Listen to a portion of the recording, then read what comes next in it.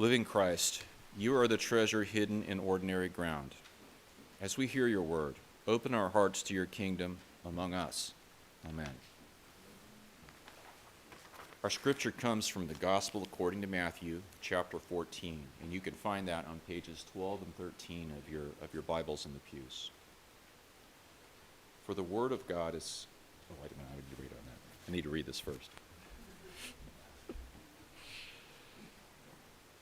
Immediately he made the disciples get into a boat and go on ahead to the other side while he dismissed the crowds.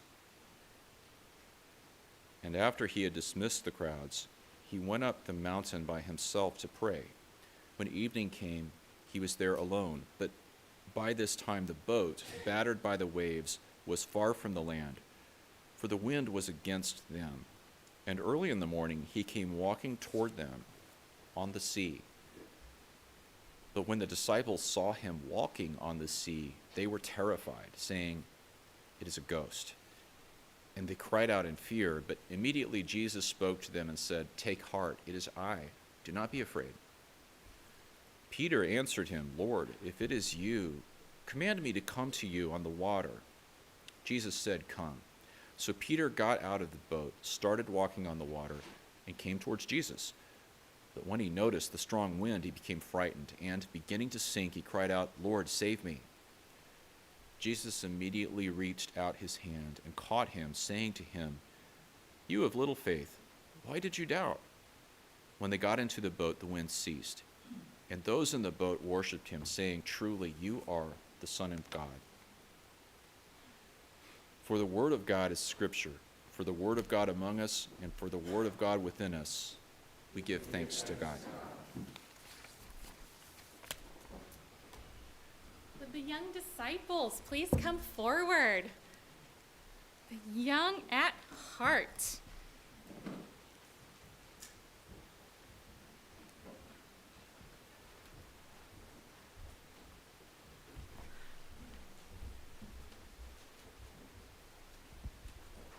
It's not every day that I get to play with pepper and salt and dish soap.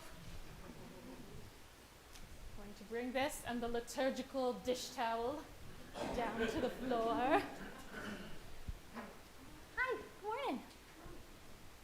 I'm so glad you all are here. You might actually want to get closer to this one because there's about to be some stuff going in here. Can you see where you are? Okay, you can get closer if you want. Question. What do you know about water? Yeah, you can. Animals live in it. Oh my gosh, that's beautiful. That is absolutely accurate and not at all what would have come to my mind this morning. What do you know about water? You drink it. Yeah. Anything else? Anybody else know a fun fact about water? It's wet. Also accurate. Yeah. Most of the Earth's surface is covered with it. So, like the majority of us, we're mostly water. That's pretty cool. When I was in 3rd grade, I still remember a song my teacher taught me about water. Are you ready for it? It is very silly. And why can I not remember what I had for lunch yesterday? But I remember this song from 3rd grade. It went H2O, water, water, water, H2O, solid liquid gas. Because water can be in all these different forms. Okay, so here's some other fun facts about water. Have you ever heard, you may or may not have heard this in your house, but I bet some folks here have heard, people have a saying, "A watched pot never boils." Have you ever heard that? It basically means, usually, at least I thought it meant, that you stare at a pot of water and it's gonna feel like that time goes really, really slowly because you're just staring at a pot of water waiting for it to boil. That's what I thought it meant, so it was sort of like, well, a watched pot doesn't boil, so chop the vegetables or do something else while it's getting ready to boil. Turns out there's a field of science called quantum physics. And it turns out at the quantum level, which means like the itty-bitty level that we can't even see with our microscopes that we would have in schools, at that itty-bitty level, when you watch water, it behaves differently than when you don't watch it. Like it actually boils more slowly if you look at water versus if you look away. Blew my mind. All right, so what do you think will happen if we pour salt in water? That there's actual salt in here. What do you think is going to happen? Is it going to float? Is it going to sink? What do you think? You think it's going to float because it's light enough? What do you think? Think it's going to sink. All right, ready? 1, 2, 3. Oh, did you see it go down to the bottom? You see it down there? Right in here. But then if you mix it, it starts to go away. Oh my goodness gracious. So yes, it sinks even though it's really light, and then it starts to dissolve. All right, what do you think is going to happen with the pepper? You think it's going to float? What do you think? You don't know, right? I don't know is like one of the best phrases we can ever say, I really think. I don't know. There's a lot of things we don't know. There's a lot of things that happen in this world that we're like, oh, that can't be. Like, why did salt sink? Well, why did it dissolve?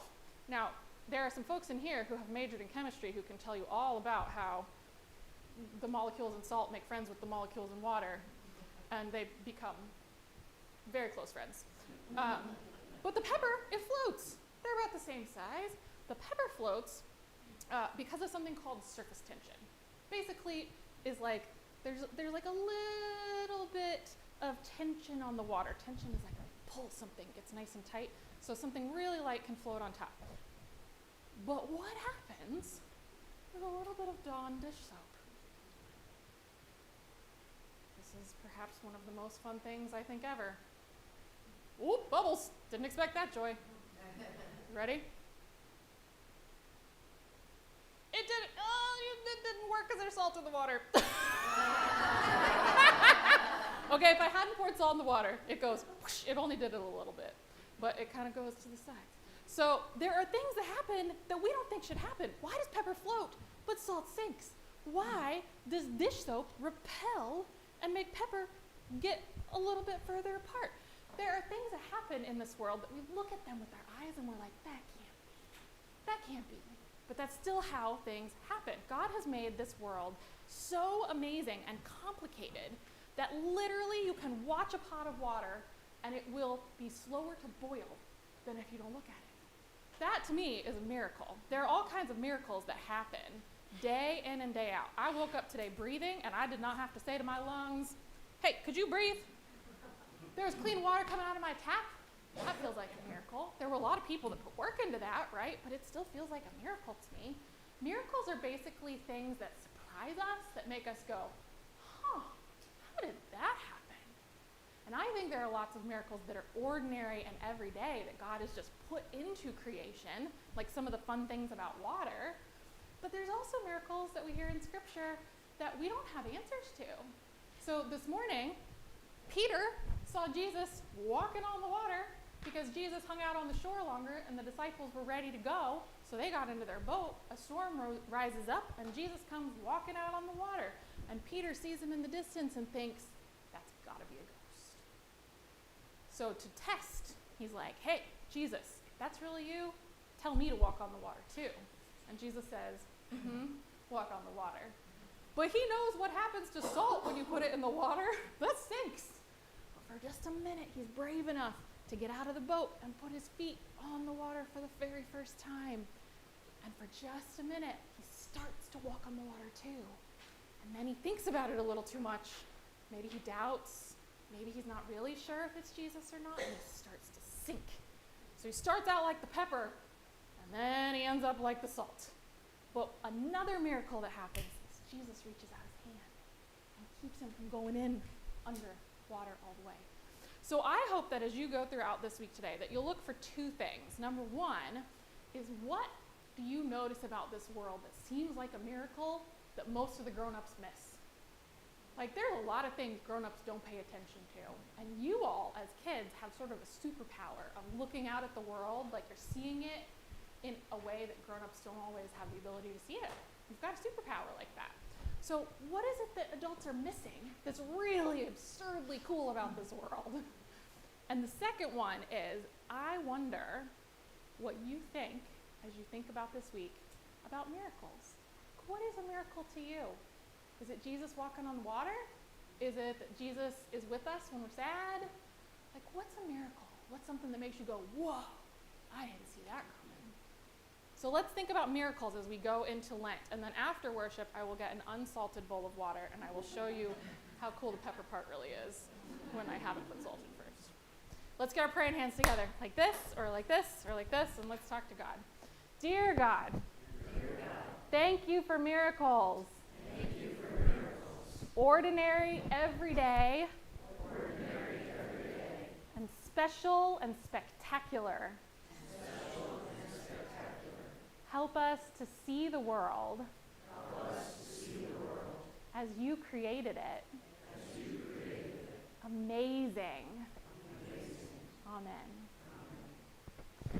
As we begin Lent this week, next week there will be little cards that you can pick up that you can put on your dinner table or you can put next to your bed.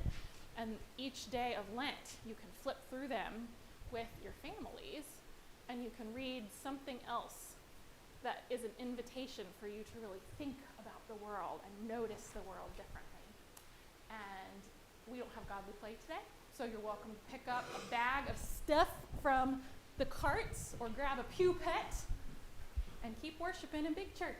Thanks for coming down, Brendan and Colleen. You getting the liturgical dish soap out of the way? Will you pray with me once more? Holy One, thank you so much for a world that is so wonderful and complex. Thank you for quantum physics. Thank you, God, for churning seas. Thank you for peaceful, still moments by lakesides. We pray, God, that as we continue to draw closer to you, that you would open your scripture to us, for we ask it in your holy name. Amen. 3 preachers go out fishing one Saturday morning. One is new to town, so I feel like I should say, this is not me as the vegetarian who just moved to Leesburg. But 3 preachers are out fishing on Saturday morning. One's new to town, so the other 2 invite him for a get-to-know-you day of rest in community. After a while, one preacher says, I'm getting thirsty. I'm going to go to shore and grab a soda. So he steps out of the boat, walks on the water, grabs a soda from the cooler he left on the shoreline, walks back on the water, gets back in the boat, and continues to fish.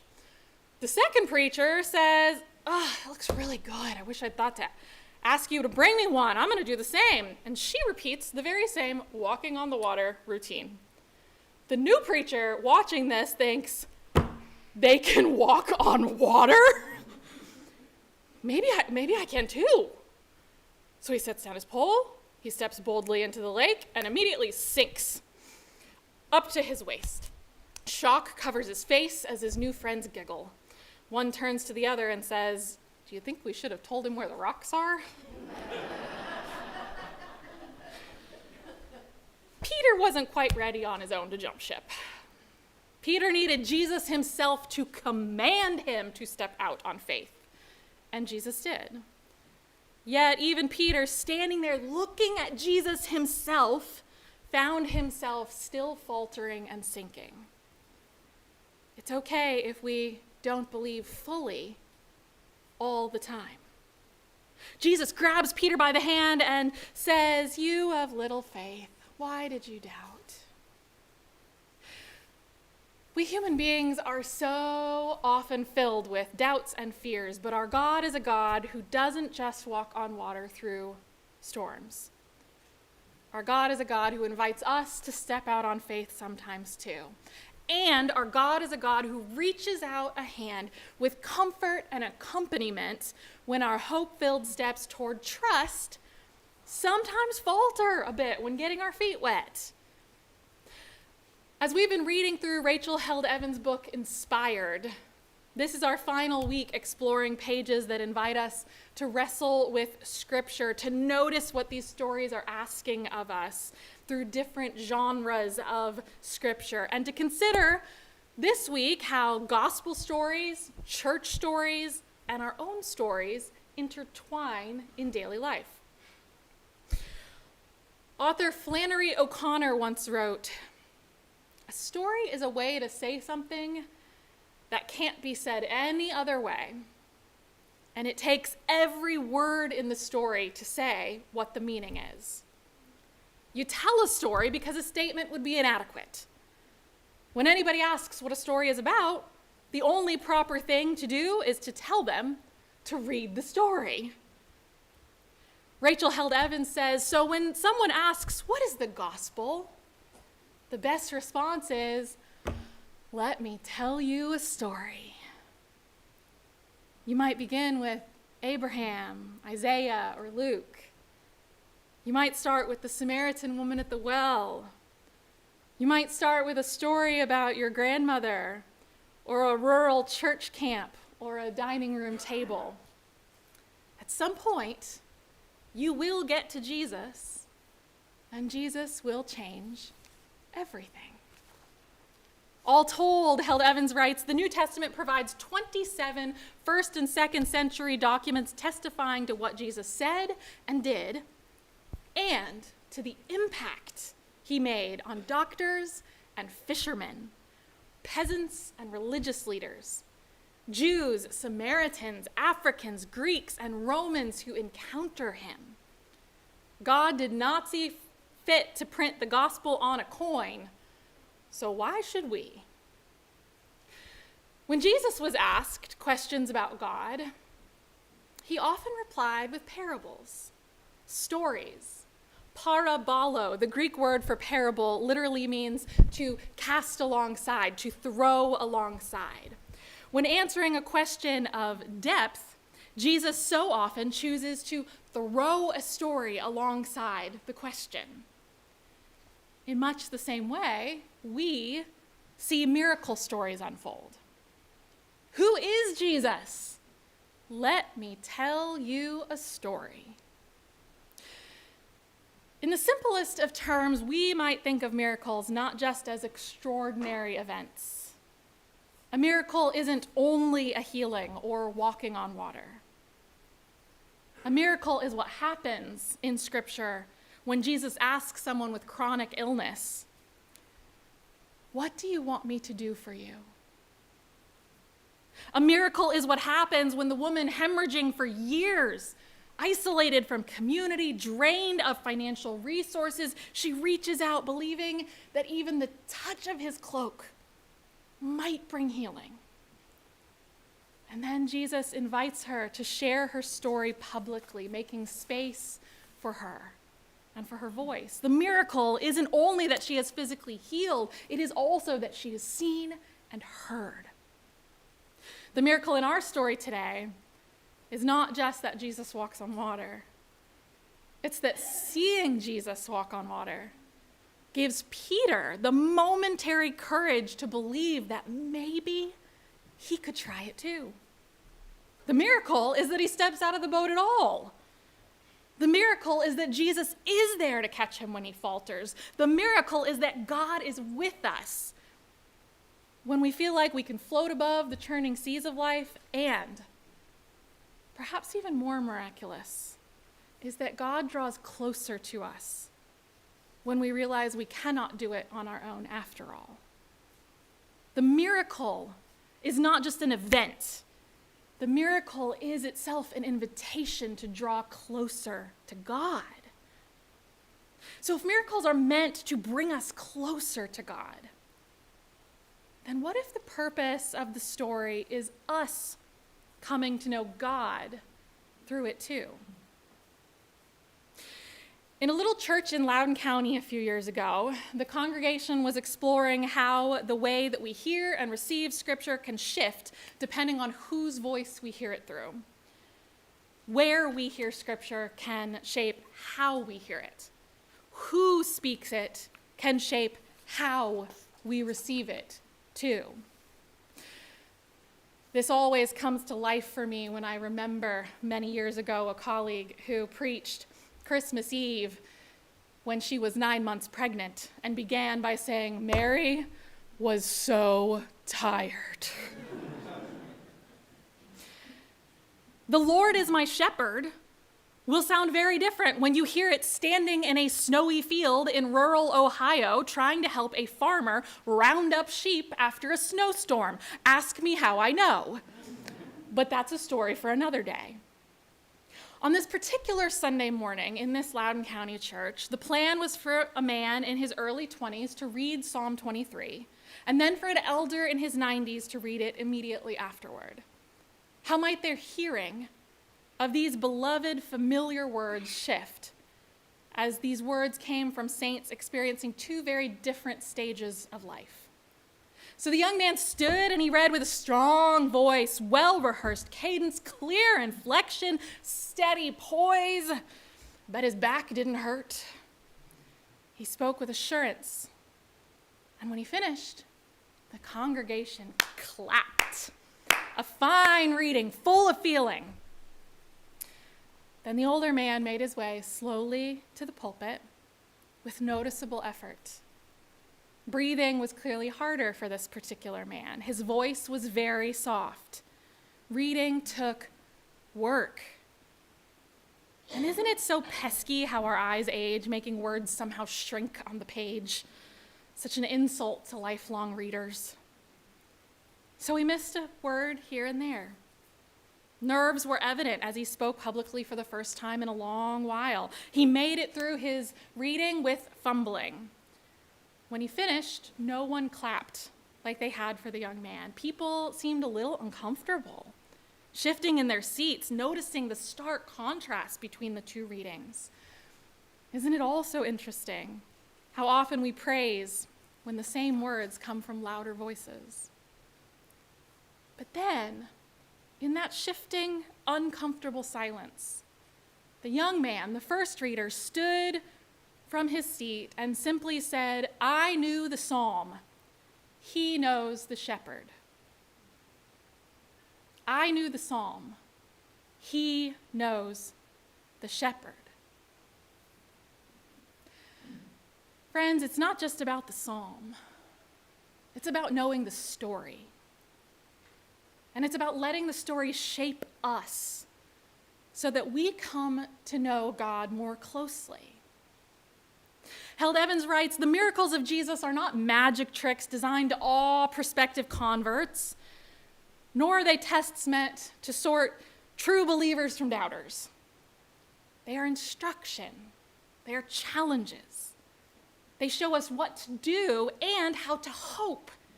So perhaps a better question than "do I believe in miracles" is, am I acting like I do? Am I acting like I do? Am I behaving as though life is more than a meaningless, chaotic mess, that there is some order in the storm?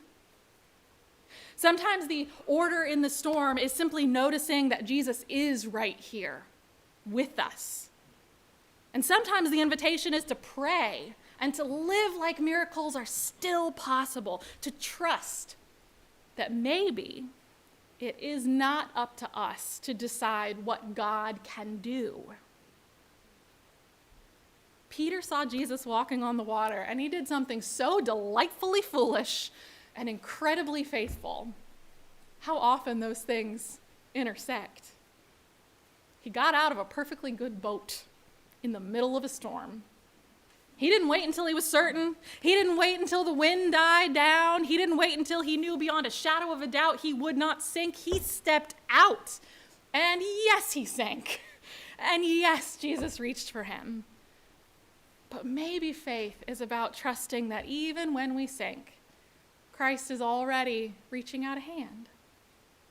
So perhaps the question for us is not simply whether we believe the story, but whether we will live like it's possible. Whether we will pray like God is still at work. Whether we will dare to step out for the sake of love, for the sake of hope, for the sake of the world God so loves, even when we're not sure exactly how it will go. Because sink or swim, we are all invited. The good news is not just that Jesus once walked on water. The good news is that Jesus is with us still and calling us beyond the safety of the boat. So step out even if you sink.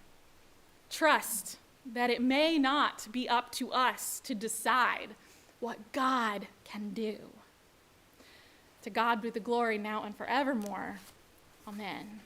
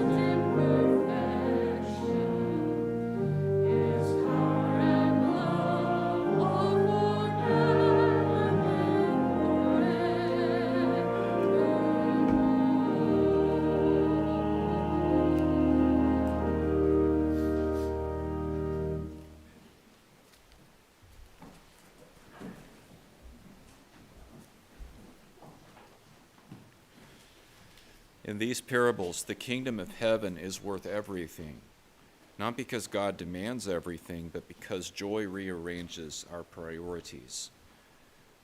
The man sells all he has in joy. The merchant lets go in order to gain what truly matters. Our giving is not payment to God, it is participation in the joyful life of the kingdom of God. It is how we say with our lives, we believe the kingdom is real. We believe it is already breaking in. We believe Jesus himself is the good news. So let us give with gratitude, with trust, with joy, and with hope. Amen.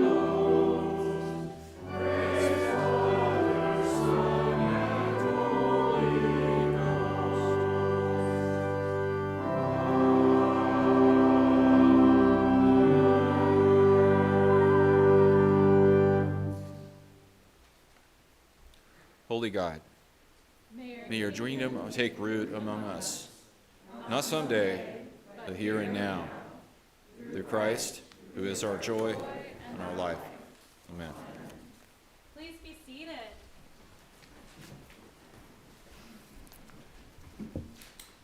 As we come to our time of sharing celebrations and concerns this day, I ask for your continued prayers for the Gasparinis as Vicky continues to go through treatment for multiple myeloma. I also ask for prayers for the Adams family. Christian emailed to say that on Friday night, Becca's mom, Dee, passed away from cancer.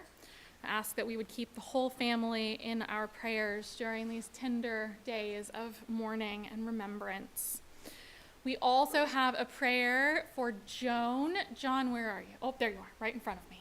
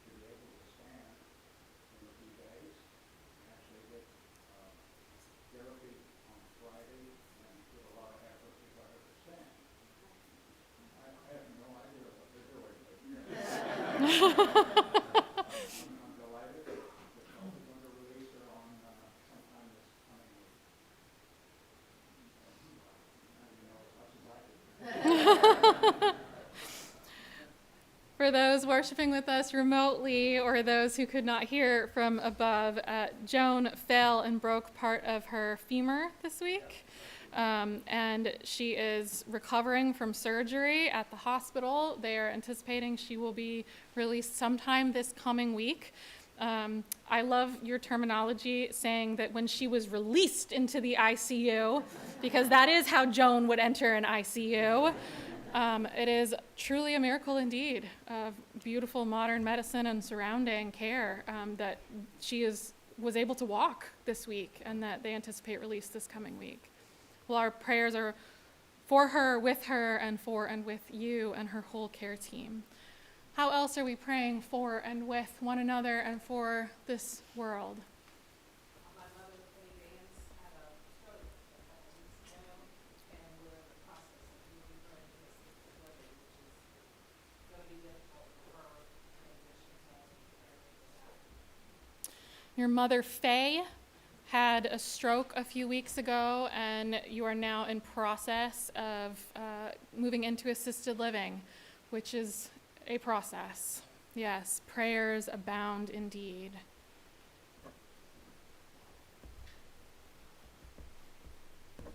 Are there others? Yes.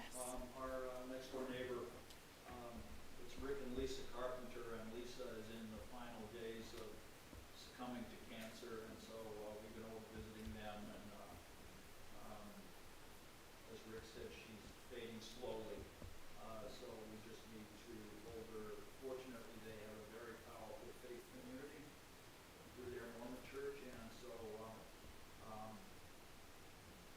we pray that she'll be resting with Abraham soon.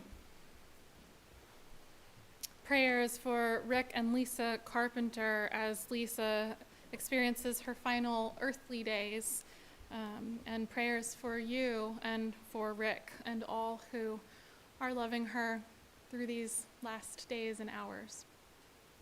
Yes. A prayer of gratitude. Last weekend there were 22 people on retreat as couples, but they didn't go alone. Several couples from the church wrote bills of blessing so that each couple would read the blessing. So I just want to say thank you to the community for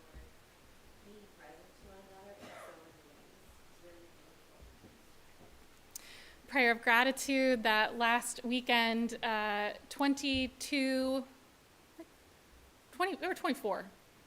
12 couples, 24 people. I can math. Margie was giving thanks that not only that our couples went on retreat together for a weekend, but that we did not go alone, that so many of you wrote beautiful notes of surrounding and prayers for those particular couples. So thank you so much for the ways that you surrounded us. Prayers of gratitude for two people who led last week. I'm not sure who those, like Margie and Katie. Thank you. Prayers of gratitude for those who led last week. You named me and Margie, and I just have to give a shout out to our spouses, Jeff and Scott, who made sure that tacos appeared on time. Are there others? Yes. Two things, please. First, prayers of gratitude for my baby Morgan, sitting next to me, and her new fiance, Sam, who will be my second son. We love him. And so grateful that they are together for everything. And now that they're horribly humiliated, I'm going to add a story to the mix to keep in the theme. So on Monday, for those who don't know me, I'm from Springs. I teach at Loudon County High School. One of my students came for a testing day and said, "Miss, tengo hambre. No comida en mi casa. Miss, I'm hungry. I have no food in my house." Within the teacher who he initially told it to brought him to me, knowing that I have you all.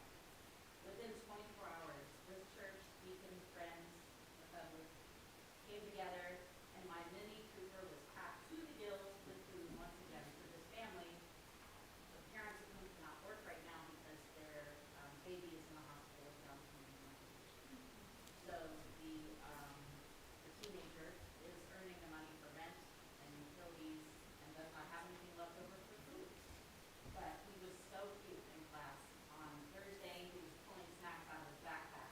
I said, "Good to see you, buddy. I'm glad that you have food again." And he gave me the biggest smile and was so pleased to be a typical teenager pulling snacks all class out of his backpack like all the other kids. So thank you guys for coming to the occasion once again. Thank you. We're getting quite a reputation. A beautiful prayer of gratitude. Sean is an EL teacher and said that this month a teenager came to her and said, "Miss, can you help me? We have no food in the house." Said teenager is working to pay for rent because both parents are going back and forth to the hospital with a newborn who has complications of with Down syndrome. And so through the beautiful network of this congregation, a Mini Cooper was filled with food, snacks abound. Thanks be to God, and thanks be to God for you and the trust you have built that allows those around you to say, "Miss, I'm hungry, I need help." And also prayers of gratitude for an engagement for Morgan and Sam. Yes. As is obvious, baby boy McFarland is arriving soon. I agree, Mary was really tired. Yeah, just prayers that look really fun. It's okay. Yeah, take your time. Prayers for a safe delivery. Yes. A boring delivery. A safe, wonderfully boring delivery. We are praying fervently for a safe and very boring delivery. Yes, yes, God is right there with you and will be. Yeah. And Mary was really tired. Yeah. Those tears are holy. Baby boy McFarland, we are looking forward to meeting you soon and watching your mama hold you healthy and whole. Yeah. How else are we praying with one another, friends? Then will you turn your hearts to God with me?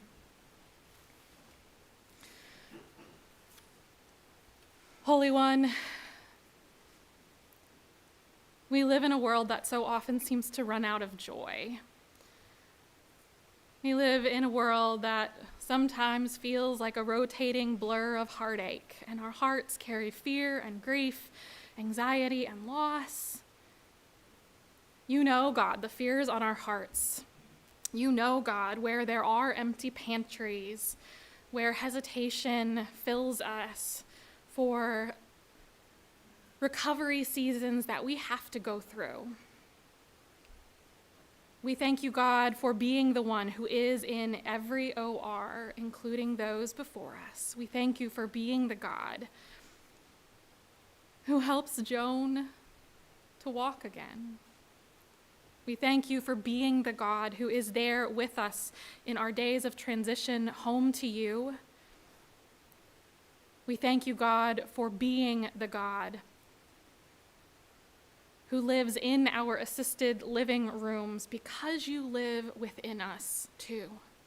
That Holy Spirit light that shines inside of us, God, we pray that you would amplify that light in all the ways it is needed this day. You have heard the prayers spoken aloud, for so often the conversation is the prayer, and you hear every word. So we ask that you would help that light shine, God, in ways that would bring us courage to do what might feel as yet impossible. You are the miracle maker. You are the one who walks on water. You are the one who calls us by name. You are the one whose stories give life. So give us life again this day, God. As tears fall, remind us of our baptisms, how much you know us and love us. As we hold one another's hands, God, remind us that you send us to be with and for each other. When we have bread, give us hunger for justice. And when we are hungry, God, give us bread. We lift all of the prayers of our hearts this day, those spoken aloud and those that linger in the quiet places of our hearts, as together we pray as Jesus taught us through his life, through his story, saying, Our Father, who art in heaven, hallowed be thy name. Thy kingdom come, thy will be done, on earth as it is in heaven. Give us this day our daily bread, and forgive us our debts, as we forgive our debtors. And lead us not into temptation, but deliver us from evil. For thine is the kingdom, and the power, and the glory forever. Amen.